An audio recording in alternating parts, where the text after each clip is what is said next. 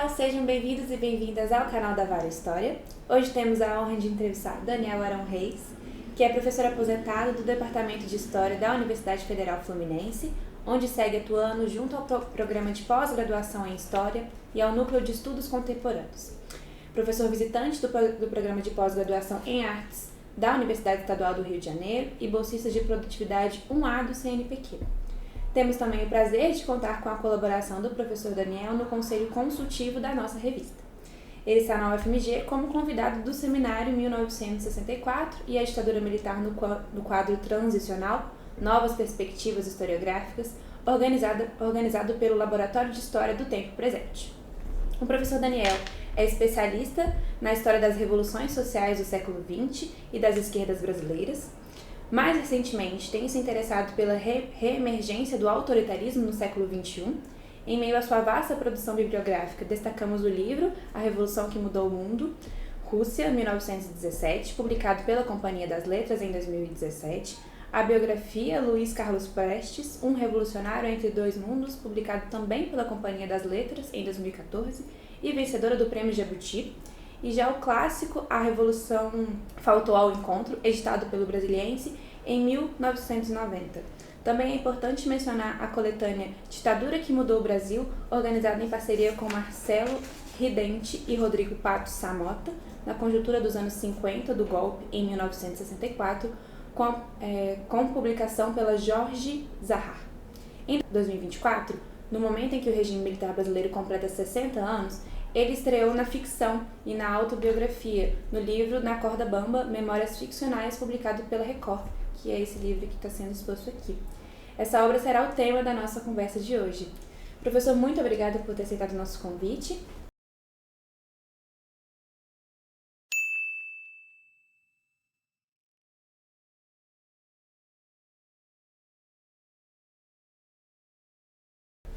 E começando com a primeira pergunta, Na Corda Bamba traz uma narrativa que podemos chamar de ficção-história ou autobiografia ficcionalizada. Ao longo da obra, vamos acompanhando contos com personagens, ambientes, citações diversas no contexto da ditadura militar brasileira. Essa reinterpretação do passado, marcado por suas memórias e experiências pessoais e por liberdades estilísticas nem sempre presentes na historiografia profissional, permite uma aproximação a personagens e visões incomuns do período, como o porteiro, que acaba se apaixonando por uma militante, ou o governador que tem uma visão ambígua do regime. Na quarta capa do livro, lemos uma sugestiva afirmação da professora Heloísa Starling, abre aspas, não é que a ficção consiga ver mais do que a história, mas ela permite ao autor ver mais intensamente. Como o senhor percebe as relações entre história e literatura e de que maneira a escrita de Na Corda Bamba impactou a sua trajetória como pesquisador? Bem, em primeiro lugar eu queria agradecer a Vara História, ao canal da Vara História, uma revista das melhores que existem no Brasil, sempre entregando importantes contribuições para a nossa historiografia. Então agradeço muito o convite para participar dessa entrevista. Em relação a essas relações entre literatura e história, eu comecei a me aproximar desse tema quando, de uma bolsa do CNPq, né, na minha trajetória de bolsista no CNPq, houve um momento, um dos grandes assuntos, um dos grandes objetos aos quais eu venho dedicando minha atenção é a história da Rússia no século XIX e no século XX, sobretudo a trajetória das revoluções russas, né? Então, em certo momento eu fiz um período dedicado a estudar as relações entre intelectuais e Estado na Rússia. E o objeto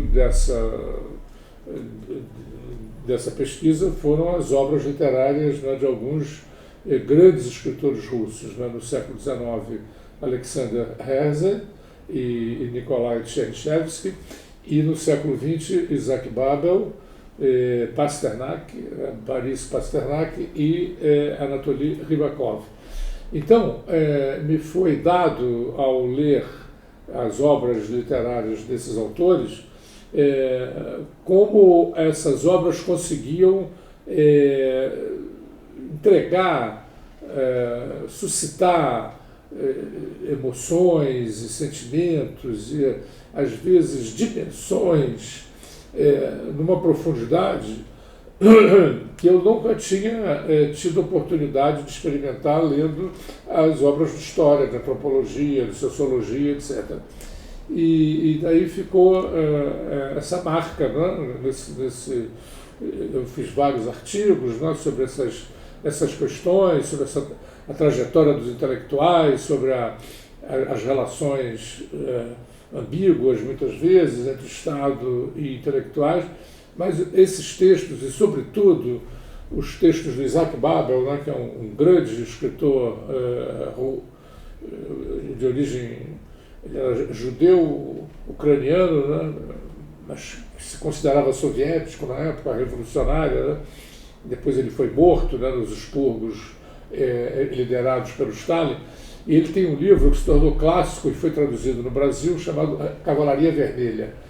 E esse livro, o Babel acompanhou o exército cossaco, né, na guerra russo-polonesa, que foi um último episódio das guerras civis russas entre 18 e 21, e ele acompanhou como repórter nas tropas cossacas, e através de contos, né, o livro A Cavalaria Vermelha, ela é constituída por uma série de contos interconectados, né, e oferece um quadro da Guerra Civil, assim como os outros autores que eu citei, as suas obras literárias, né, e essa obra literária oferece um quadro da Guerra Civil muito impressionantemente realista, né, e realmente nos dando uma percepção muito para além daquelas percepções que você consegue elaborar lendo os livros de história. Então isso me impactou bastante e eu comecei a pensar, né, a respeito, até que ponto a gente poderia trazer isso para a história do Brasil. Cheguei a oferecer uma vez um seminário lá na pós-graduação de História da UF sobre História e Literatura nos processos revolucionários, em que eu estudava obras literárias russas, cubanas e chinesas, né, sobre as respectivas revoluções. Sempre sob o ângulo, analisando as revoluções sob o ângulo ficcional, né.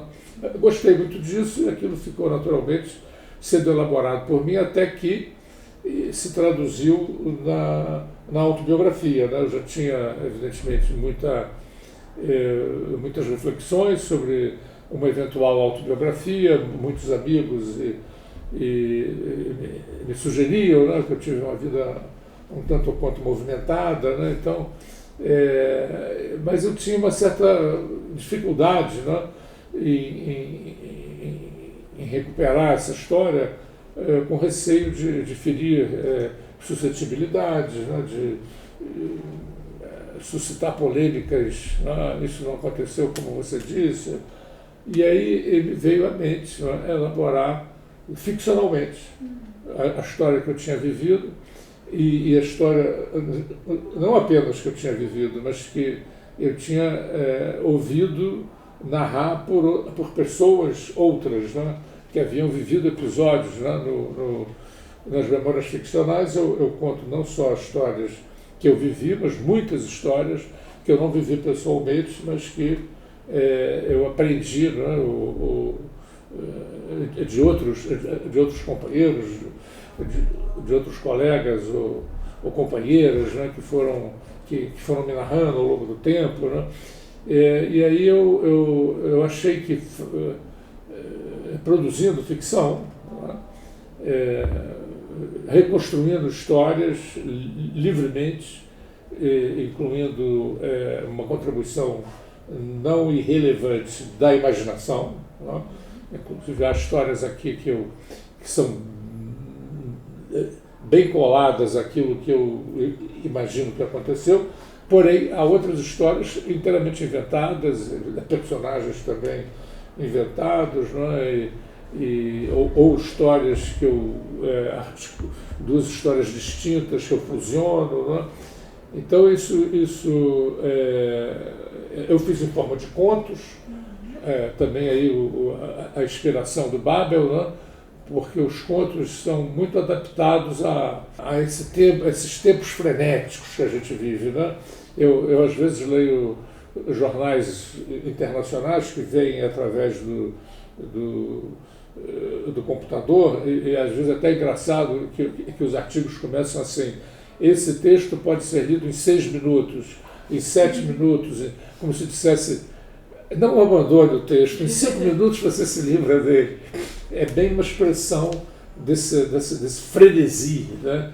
Todo mundo correndo atrás, ninguém sabe exatamente de quê, né? Mas, e aí eu pensei, bom, fazendo em forma de contos, eles são 90 contos, né, que eles têm uma conexão interna, evidentemente, né, mas você pode lê-los independentemente, né? Ler um hoje, amanhã ler um outro, ler fora de ordem, né?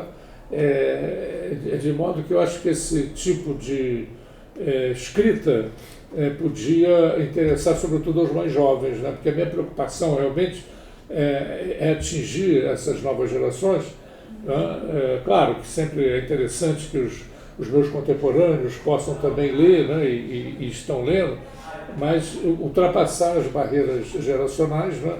E acho que através da ficção, né? e da brincadeira, né? da autoironia, né? E de textos curtos, né? Concisos, né? Você possa realmente quebrar essas barreiras que existem entre as gerações e transmitir a nossa experiência sem idealizações, né? Porque muitas vezes a nossa experiência é vista de maneira muito idealizada, né? Quer dizer, muito acrítica, né?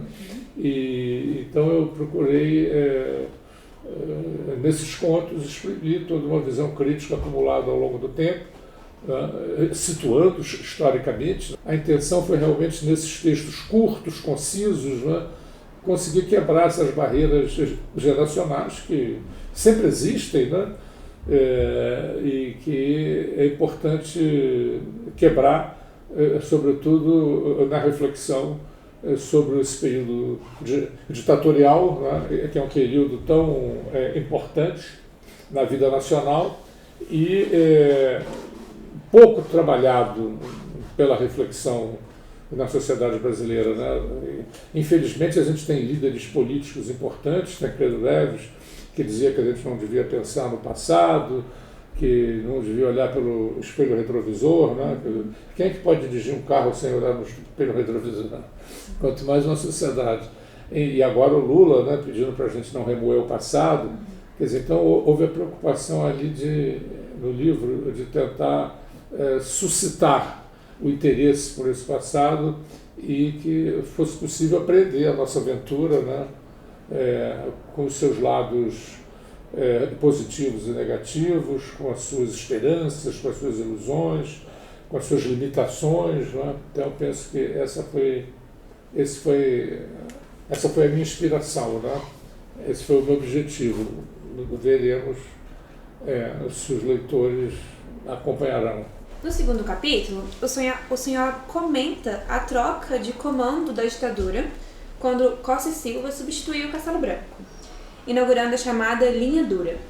A obra se desenrola nesse cenário de escalada da repressão, abordando temas muito sensíveis. Ao mesmo tempo, o livro é marcado por um tom cômico e descontraído, resultando em uma leitura leve sobre um período pesado, que costuma ser chamado de anos de chumbo. Como foi trabalhar esse contraste? Olha, eu não adoto essa separação entre linha mole e linha dura, né? Eu acho que o Castelo sempre foi uma linha muito dura, né? Ele dissolveu o parlamento, dissolveu os partidos, aceitou a tortura como política de Estado, que começou a ser já ensaiada na sua época, de sorte que eu questiono muito essa história de considerar o período governado pela ditadura do Castelo Branco como um período brando, dita branda, né? ou como uma ditadura envergonhada. Eu acho que foi uma ditadura escancarada já desde o início, o que não significa que depois não tenha piorado, né? Como diz um humorista nosso, que já morreu, o Milor Fernandes, sempre pode piorar, né? Então a ditadura ia ainda piorar, mas não que o início tenha sido tranquilo ou mole ou brando, né? Então, dito isso, e procurando responder essa questão, na época, uma boa parte da geração que se empenhou na luta contra a ditadura, os militantes, né, era muito comum encontrar gente que se levava muito a sério, né? Isso continua sendo sempre, né, a militância, mas sempre também existem aqueles que mais irônicos, né, que tentam atingir isso que eu considero o maior patamar da civilização humana, que é a autoironia, né? Você ser capaz de fazer as coisas, porém refletindo com bom humor a respeito das vitórias e das derrotas que você enfrenta. Então, lá naquela época havia já essa dosagem de autoironia, e ela está muito presente nos contos, sobretudo em alguns personagens, mas em outros não. Em outros você tem um sargento aqui que eu transformo em personagem de alguns contos que se leva muito a sério, muito rígido, e outros também, né? Então eu acho que no livro você tem essa alternância, né, de seriedade e ironia, que eu acho que já existia na época e depois foi sendo uma aquisição cada vez maior dentro da minha trajetória, né? Talvez uma reação para me defender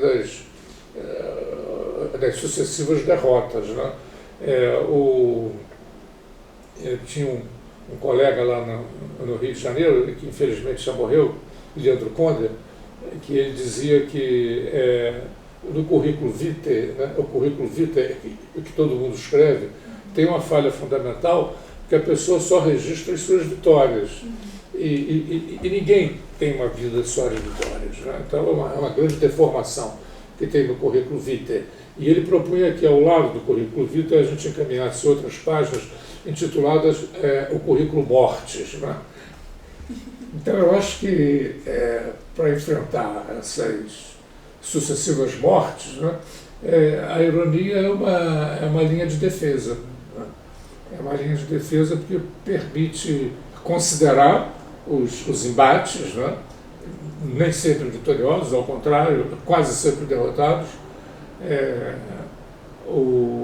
Inclusive teve um jornalista de quem eu gosto muito, esportivo, Juca Kfouri, né, que escreveu um livro autobiográfico, parodiando o Neruda, né? O Neruda escreveu um livro autobiográfico muito famoso, Confesso que Vivi. E o Juca Kfouri escreveu um livro chamado, um livro autobiográfico, intitulado Confesso que Perdi. E é um livro também muito permeado da autoironia, né? Então eu acho que essa ironia, ela não foi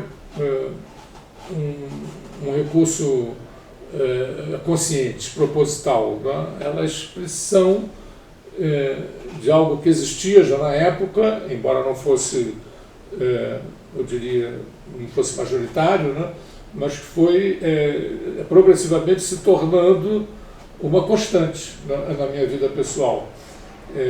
Não me encarar muito a sério, não levar muito a sério os empreendimentos em que você se dedica, né? Abrir sempre uma margem de autorreflexão crítica, né? E inclusive irônica. E por isso que tem tanta força no livro personagens que não são os personagens que representam a minha vida pessoal e que encarnam bem, né? Como a do Lúcio Flávio, né? O chamado Tocha, que é um dos personagens centrais, né? Da autobiografia e que encarna bem, né? essa autoironia permanente, embora isso não eliminasse o seu entusiasmo, né? A sua militância, o seu entusiasmo em várias frentes. Né? Então, eu acho que a ficção foi me ganhando, né? E eu considero que esse livro é um livro de estreia minha, apesar da minha idade provecta, né? É o primeiro livro de ficção, mas se ele tiver êxito, eu pretendo continuar. Eu já tenho algumas histórias na cabeça, né? E não vou abandonar a história, mas não vou perder de vista a literatura. Aliás, esse ano mesmo, no segundo semestre na UF e no Instituto de Artes da UEG, onde eu estou com uma bolsa, eu vou oferecer um seminário sobre literatura e ditadura, ou seja, livros de ficção formulados na época da ditadura ou depois, mas sobre a ditadura. E com isso espero alcançar um conhecimento, porque a literatura é uma produtora de conhecimento. Né? Há uma professora lá no Rio, Euridice Figueiredo, que também estuda muito ficção e história, e ela diz, com razão, que a literatura é uma espécie de arquivo, uma espécie de acervo para a história. Né? Então, eu penso que os historiadores devem se aproximar da literatura, não só porque é um exercício super agradável, não só porque lendo a boa literatura você consegue escrever melhor, né? Como também porque ela produz conhecimentos que os livros de história não são capazes de produzir. Né?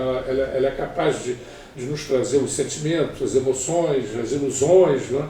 Que não constam, evidentemente, dos livros comuns de história, de sociologia, de antropologia, enfim, de ciência política, ou seja, das ciências humanas. Por fim, em outras entrevistas, o senhor ressaltou que uma das suas intenções ao escrever Na Corda Bamba era chegar aos jovens. Em tempos de revolução digital, leituras rápidas e dinâmicas, bombardeio de desinformações, disputas políticas acirradas através das redes, qual seria, na sua visão, o papel do historiador na divulgação do conhecimento histórico?